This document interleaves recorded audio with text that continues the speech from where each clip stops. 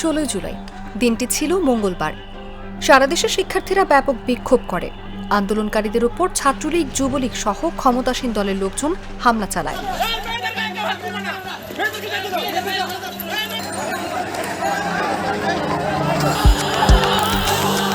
ঢাকাসহ সারা দেশের শিক্ষা প্রতিষ্ঠান থেকে বেরিয়ে এসে শিক্ষার্থীরা সড়ক অবরোধ করতে শুরু করে। ফলে ঢাকা, রাজশাহী, চট্টগ্রাম, বগুড়া সহ অনেক শহরের প্রধান সড়কগুলো অচল হয়ে যায় এবং মহাসড়কেও যান চলাচল বন্ধ হয়ে যায়।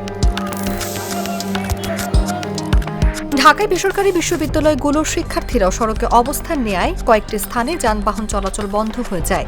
অনেক স্থানে ছাত্রলীগ ও পুলিশের সাথে আন্দোলনকারীদের সংঘর্ষ শুরু হয়।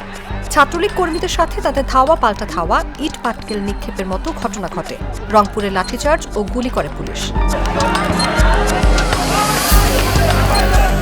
এদিন ঢাকা, চট্টগ্রাম ও রংপুরে ক্ষমতাসীন দলের নেতাকর্মী ও আইনশৃঙ্খলা রক্ষাকারী বাহিনীর সঙ্গে আন্দোলনরত শিক্ষার্থীদের তুমুল সংঘর্ষে অন্তত 6 জন নিহত হয়।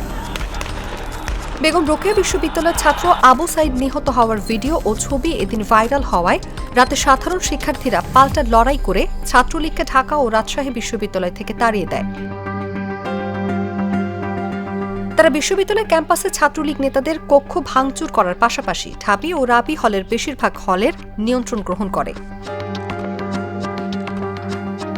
এদিন বিকেলে ছাত্রলীগের কেন্দ্রীয় সভাপতি সাদ্দাম হোসেন বলেন, আন্দোলন যাবে, আন্দোলন আসবে, কিন্তু ছাত্রলীগ থাকবে।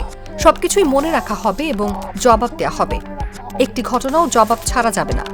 আন্দোলন যাবে, আন্দোলন আসবে, বাংলাদেশ ছাত্রলীগ থাকবে এবং সবকিছুই মনে রাখা হবে। রাজাকারদের ফাঁদে পড়ে ইস্যু ভিত্তিক আন্দোলনকে ভিন্ন খাতে প্রবাহিত করার চেষ্টা করলে ভবিষ্যতে দেখে নেওয়া হবে বলেও হুঁশিয়ারি দেন সাদ্দাম। এদিকে দেশজুড়ে আন্দোলন জোরালোভাবে শুরু হলে স্কুল ও বিশ্ববিদ্যালয় বন্ধ করে দেয় শেখ হাসিনা সরকার। তবে পরদিন 17 জুলাই গায়েবানা জানাজা ও কোফিন মিছিলের নতুন কর্মসূচি ঘোষণা করে শিক্ষার্থীরা।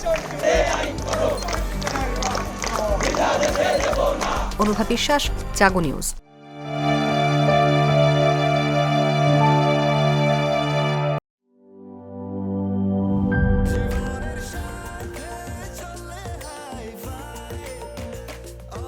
স্বাস্থ্যকর অল টাইম, সব সময় অল টাইম হেলদি লাইফ।